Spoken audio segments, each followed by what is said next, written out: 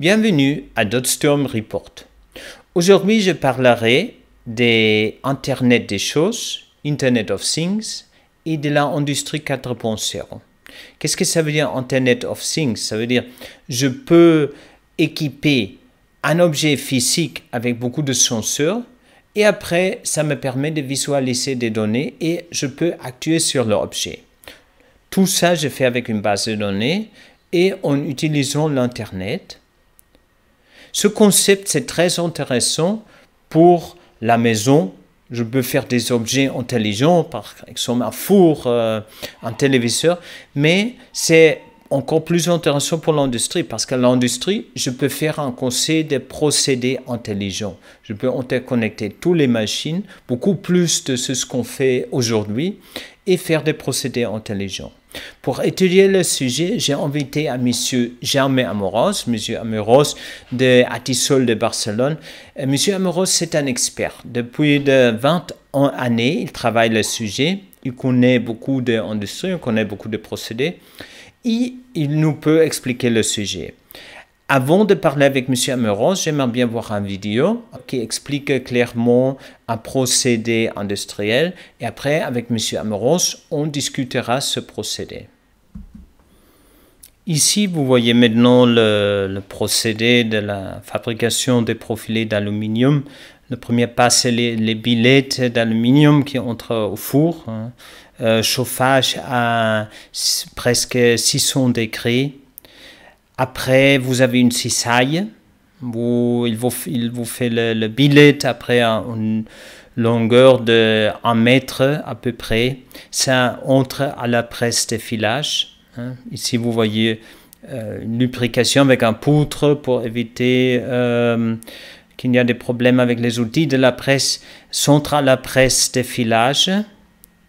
Et après, vous voyez l'outil de filage avec la forme du profil, avec la section du profilé. Ça sort de la presse. Après, vous avez un système de double extraction, un double puller, un avec une scie. Avec cette configuration, la presse jamais doit attendre un système d'extraction. Après, vous avez le banc de traction. Après le banc de traction, les profilés entrent à la scie des profilés et vous faites une longueur commerciale d'à peu près 6,5 mètres. Après, il faut faire le revenu des profilés, ça veut dire ça va autrefois une appileuse pour entrer dans des civières. Ici, vous voyez vraiment une configuration d'usine complètement automatique. Ça, c'est bien une ligne de fabrication pour faire des profilés très techniques. Il ne faut pas manipuler avec beaucoup de mains tout le procédé. Il faut faire une surveillance. Après, ça entre à le four de revenu. Ici, vous voyez 3 civières appilées qui entrent. Après le procédé de revenu, vous avez déjà un profilé commercial. Ça veut dire ici, vous avez l'option de vendre ce perfil. C'est maintenant un produit qu'on pourrait vendre. Mais il y a aussi l'option de faire un anodisage, de faire un laquage, d'usiner les profilés pour faire un autre produit. Tout ça, on le peut faire à la même usine. Bonjour Jaume, merci beaucoup que tu es venu ici. Bienvenue chez notre canal. Tu pourrais peut-être expliquer 1 minute quelle est pour toi Industrie 4.0, quelle est l'idée principale du sujet? Bonjour. Ce qui est important, c'est prendre toute l'information de la machine, beaucoup d'informations. Jusqu'à maintenant, nous avons pris l'information pour pouvoir movimenter la machine, pour que le processus travaille bien. Mais maintenant, c'est important, c'est prendre constamment l'information de tous les paramètres de la machine, avec l'objectif d'optimiser hein, production, qualité, maintenance.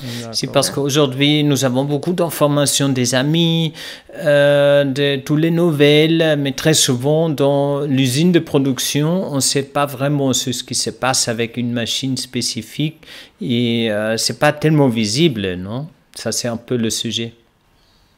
C'est vrai. Et c'est pour ça qu'il faut prendre toutes ces données et envoyer à Internet pour pouvoir donner service et ainsi faire une bonne performance de tout ton process productif. Il faut mettre beaucoup de senseurs, programmer des senseurs, capter les données.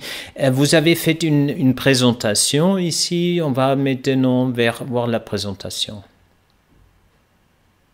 Ici, on a notre application sur les process industriels. Alors, ce qui est important, c'est connecter toute la machine à Internet pour pouvoir avoir service. Et ça, c'est important. Hein? Alors, aussi, dans la phase I, c'est pouvoir monitoriser les paramètres plus importants pour commencer sur le lundi matin, pour les tours de lundi matin, pour commencer à travailler régulièrement sans problème.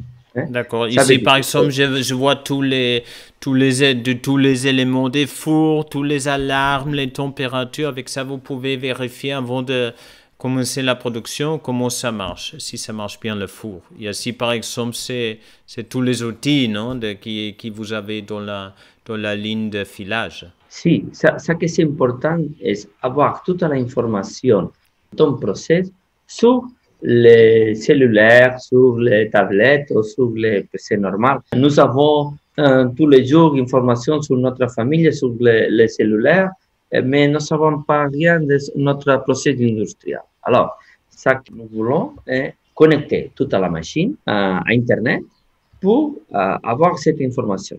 Oui, et après, je vois ici que, d'accord, vous voyez toutes les machines et vous avez ici des écrans pour la maintenance, non? Pour la maintenance préventive, non, de la machine. On peut, dans ce module, dans cette phase, nous avons des alarmes de la machine, nous pouvons voir en temps réel les paramètres plus importants, nous pouvons annoncer une maintenance préventive.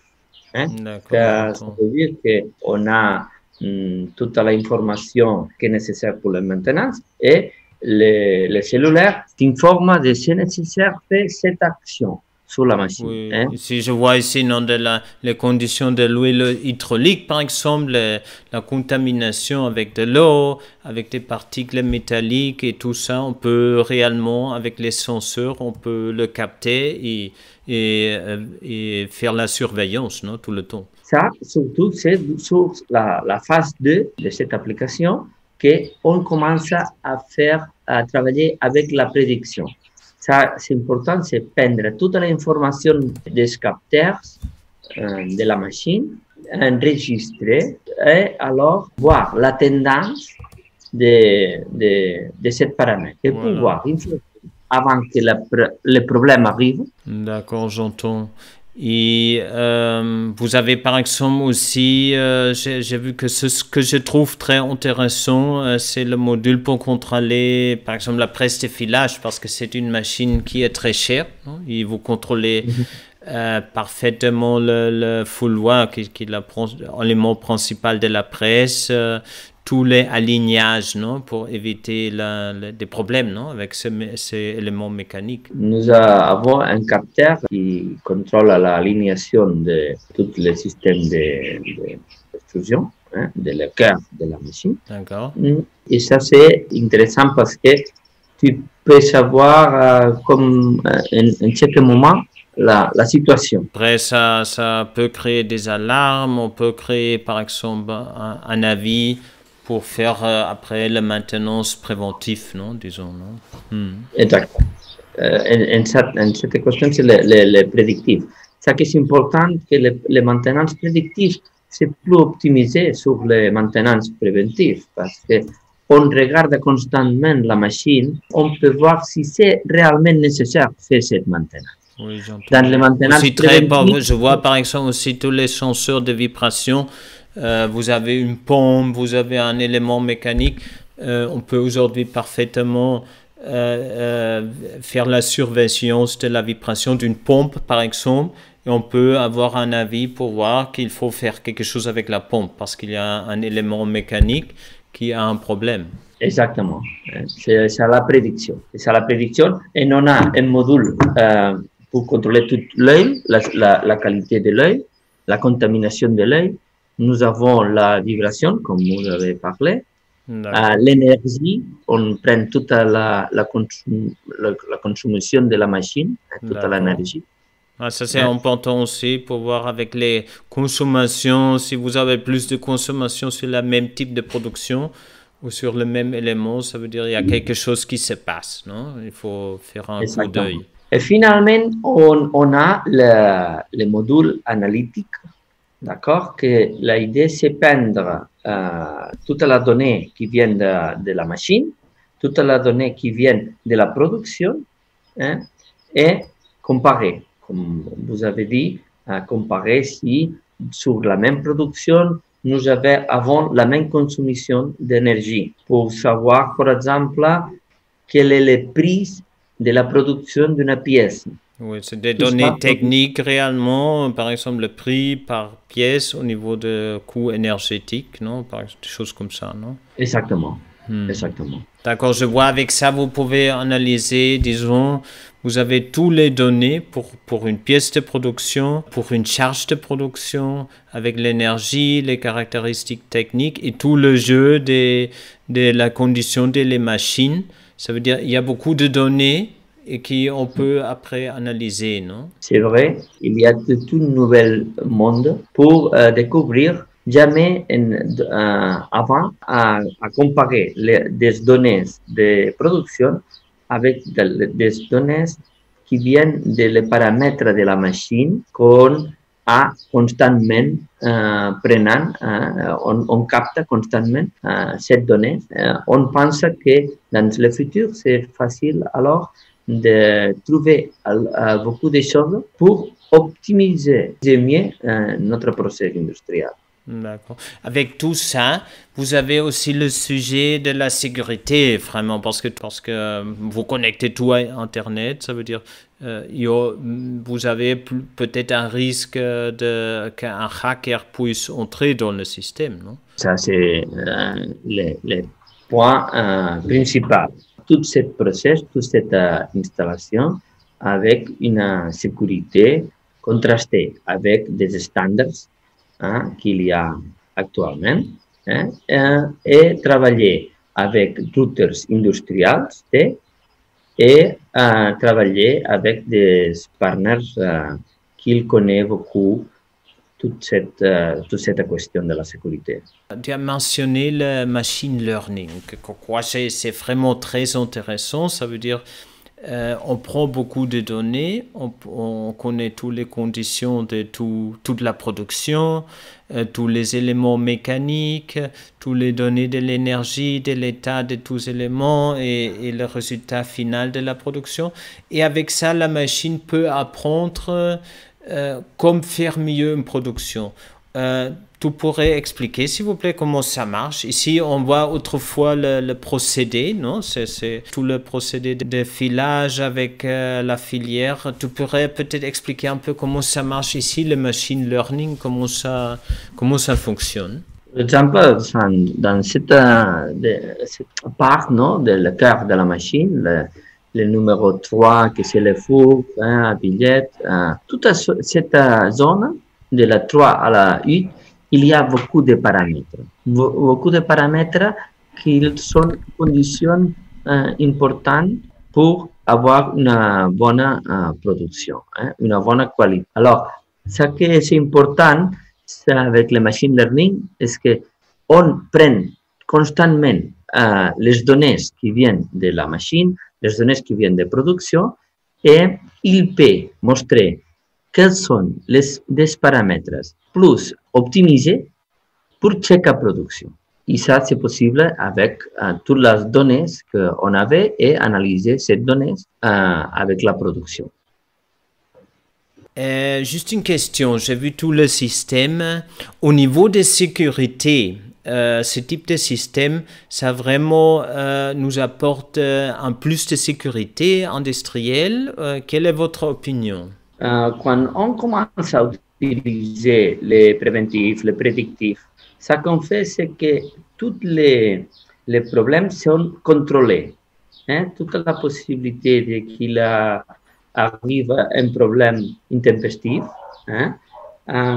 C'est contrôlé parce qu'on regarde chaque moment sur la machine qu'est-ce qu'il se passe, on a beaucoup d'informations et les prédictifs aident-nous d'éviter les dangereux, non? Situations dangereuses. Oui, je comprends. Ça veut dire, comme vous voyez ce qui se passe avec la machine, on peut prévoir ou éviter que la machine s'arrête de forme imprévue et ça c'est en plus de sécurité pour dire comme ça, non? Exactement. Quels sont les autres secteurs que vous travaillez avec ce type de système? Nous travaillons aussi avec les magasins automatiques. D'accord, le système logistique, non? Tous les magasins intelligents, non? Et j'ai aussi vu que tout le sujet de ce qui m'appelait beaucoup, c'est aussi l'application sur charger les voitures électriques et tout ça. Vous avez ce système pour l'énergie photovoltaïque dans la maison. Nous avons appliqué tout ce système avec l'énergie renouvelable, les voitures électriques, les charges, l'apportation d'énergie de la voiture à la maison. On optimisé tout ça avec l'industrie 4.0. Ok, Jaume, merci beaucoup. Non, c'était vraiment très intéressant. On voulait réellement aujourd'hui parler avec quelqu'un qui fait industrie 4.0 dans la réalité industrielle. Non, c'est comme ça qu'on a parlé. Merci à vous. Au revoir. Au revoir. Donc, merci beaucoup à M. Germain Moreau. Je crois que la présentation, c'était très intéressant. Merci beaucoup. Au revoir.